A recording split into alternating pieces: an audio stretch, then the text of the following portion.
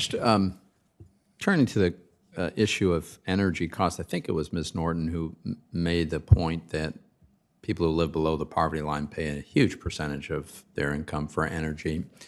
Ms. Tubb, I know you've done a lot of work in this area. So I represent Pennsylvania, and Pennsylvania is the #2 state in America in the production of natural gas, behind only Texas.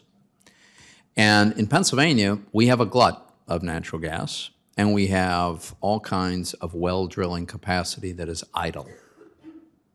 That's despite the fact that natural gas prices have gone through the roof in Europe, and they're pretty expensive in a lot of parts of America. And it has occurred in recent years that Russian LNG tankers have sailed into Boston Harbor to provide natural gas to New England. All of this is because we don't allow additional pipelines to be built to connect the production of natural gas in Pennsylvania to the demand for it in, say, southern New England. Have you looked at all into the extent to which the refusal to build energy infrastructure, privately financed, that private sources are perfectly happy to do this, have you looked at the extent to which the lack of the ability for developers to build that infrastructure is affecting cost of energy for consumers?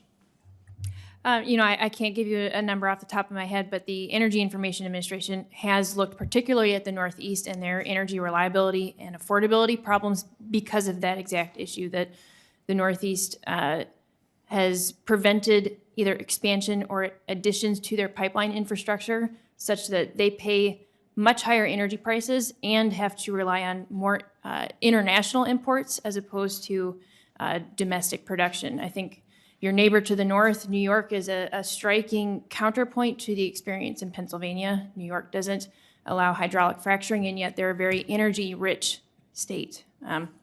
So the point is, that policies have consequences, and unfortunately, Northeasterners are paying for that in their utility bills, which I think is one reason I'm here, is that this is a root problem, and I think Congress is uniquely situated to address some of those root problems that American homeowners are dealing with right now.